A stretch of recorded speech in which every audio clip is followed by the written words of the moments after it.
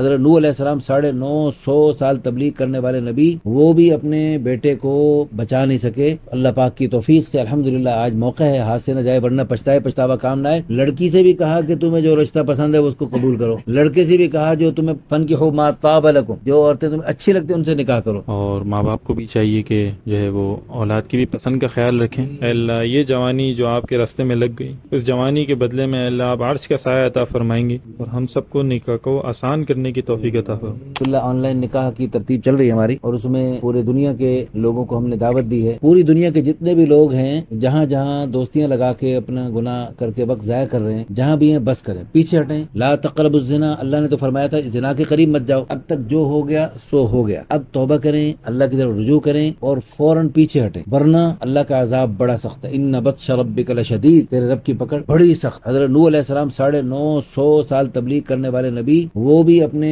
بیٹے کو بچا نہیں سکے۔ حضرت نوح علیہ السلام تھوڑی سی درخواست کی، یار میرا بیٹا ہے ڈوب رہا ہے، اللہ نے فرمایا تیرا بیٹا ہی نہیں، انہ لیس من اہلک انہ عمل غیر صالح، انہ عمل غیر صالح، دونوں روایتیں ہیں کہ عمل ٹھیک نہیں ہے لہذا تیرا بیٹا ہی نہیں۔ تو بڑے سے بڑا نبی، بڑے سے بڑا بزرگ، بڑے سے بڑا پیر، بڑے سے بڑا ولی نہیں بچا سکے گا اگر عمل ٹھیک نہیں ہوں گے۔ اللہ پاک کی توفیق سے الحمدللہ آج موقع ہے، ہاتھ سے نہ جائے ورنہ پچھتائے پچھتاوا کام نہ آئے۔ ایک نوجوان میرے سامنے تشریف فرمائے، عرصہ 4 سال سے دوستی چل رہی تھی لیکن الحمدللہ اب توبہ کر رہے ہیں اور اللہ کی طرف رجوع کر رہے ہیں۔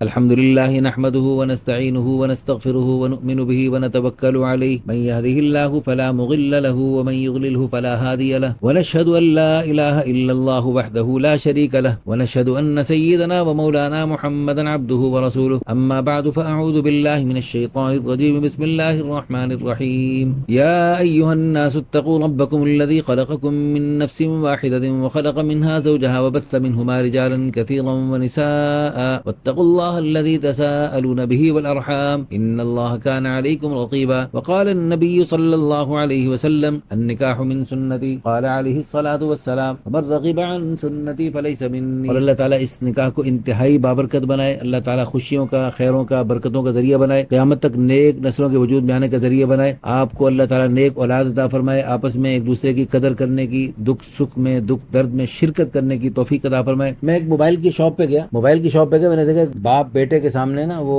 موبائل کے جو کور ہوتے ہیں وہ چیک کروا رہا تھا اور پسند کروا رہا تھا۔ بیٹا اتنے سارے انبار میں سے چن چن کے پسند کر رہا تھا، تو میں دیکھ رہا تھا، مجھے خیال آیا بچپن سے لے کر چھوٹا سا بچہ ہوتا ہے نا، دودھ پیتا بچہ بھی، اس کو بھی اس کی پسند کے مطابق چیزیں، کھلونے دلوائے جاتے ہیں، پھر جوانی تک اس کی ہر پسند کا خیال کیا جاتا ہے۔ اس میں حالانکہ ان ساری چیزوں میں پسند کے خیال کرنے کا اللہ پاک کی طرف سے قرآن میں ذکر میں حدیث نہیں ہے، لیکن شادی میں اللہ نے فرمایا کہ اپنی پسند کے رشتے کرو۔ لڑکی سے بھی کہا کہ تمہیں جو رشتہ پسند ہے اس کو قبول کرو، لڑکے سے بھی کہا جو تمہیں فنکحوا ما طاب لکم، جو عورتیں تمہیں اچھی لگتی ہیں ان سے نکاح کرو، یعنی جو پسند ہے اس سے نکاح کرو۔ یعنی زندگی کے ہر شعبے میں، ہر چیز میں والدین اور بچوں کی پسند، ہاں جی بیٹا کیا پسند ہے، کیا چاہتے ہو، تو ہر پسند کی خیال کرتے ہیں، لیکن زندگی کا اہم ترین فیصلہ ہے جس میں بچی نے زندگی گزارنی، اس میں بچوں کی پسند کا کوئی خیال نہیں کیا جاتا، زبردستی ان پر نکاح مسلط کر دیا جاتا ہے اور بعد میں پھر بہت پریشانیاں سامنے آتی ہیں۔ اس پر آپ کچھ فرمائیں گے؟ بسم اللہ الرحمن الرحیم، نحمده ونستعینه ونصلی علی رسول الکریم۔ جی ہاں، صحیح فرمایا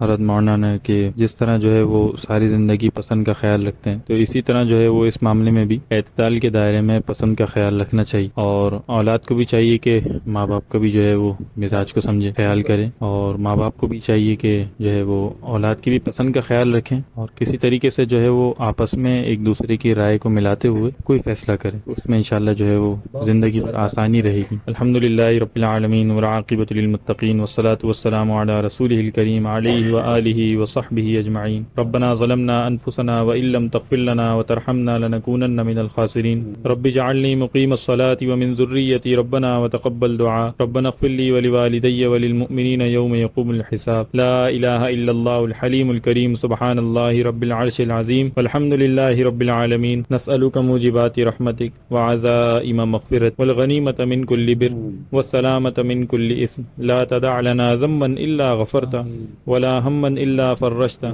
ولا دينا إلا أديته ولا مريضا إلا شفيته ولا حاجة هي لك رزا إلا قضيتها يا أرحم الراحمين۔ ربنا أن ظلمنا أنفسنا ظلما كثيرا ولا يغفر الذنوب إلا أنت فاغفر لنا وتب علينا إنك أنت التواب الرحيم۔ اے اللہ ہم سب کے گناہوں کو معاف فرما دیجیے، تمام کوتاہیوں کو درگزر فرما دیجیے، جوانی کی جس نعمت کو اے اللہ آپ کے راستے میں ہیں آپ کی عبادت میں خرچ کرنا چاہیے، اے اللہ اسی میں لگنے کی توفیق عطا فرمائے۔ اے اللہ یہ جوانی جو آپ کے راستے میں لگ گئی، اس جوانی کے بدلے میں اے اللہ آپ عرش کا سایہ عطا فرمائیں گے۔ اے اللہ ہم نے اپنی جوانیوں کو ضائع کیا، اے اللہ اپنی جوانیوں کو اے اللہ تیرے راستے میں خرچ نہ کیا، اے اللہ تیرے دین میں نہ لگایا، اے اللہ تو ہمیں معاف فرما دے، اے اللہ ہمیں معاف فرما دے، اے اللہ باقی ساری زندگی ساری جوانی اپنے راستے میں لگانے کی توفیق عطا فرمائی۔ اے اللہ جو لوگ پریشان حال ہیں تمام لوگوں کی پریشانیوں کو دور فرما دی، تمام بیماروں کو شفاء کاملہ عاجلہ مستمرہ دائمہ عافیت کے ساتھ عطا فرما دی۔ اے اللہ تمام مرحومین کی مغفرت فرما دی۔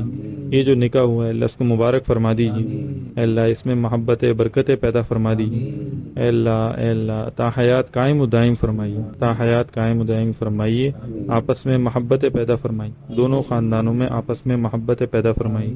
صلی اللہ وسلم علی رسولہ محمد و آلہ و صحبہ اجمعین۔ ساری دنیا میں یا اللہ یہ جو نکاح آسان تحریک ہے اللہ اس کو کامیاب فرما، اور ساری دنیا سے زناکاری کو ختم فرما، نکاح کو عام فرما، اپنے دین کو عام فرما، دین کے احکامات کو اللہ نکاح کو ازدواجی زندگی کو حلال زندگی کو آسان فرما، آسان فرما۔ ربنا تقبل منا انک انت السمیع العلیم وتب علینا انک انت التواب الرحیم، وصلی اللہ وسلم علی رسول محمد و آلہ و صحبہ اجمعین، آمین۔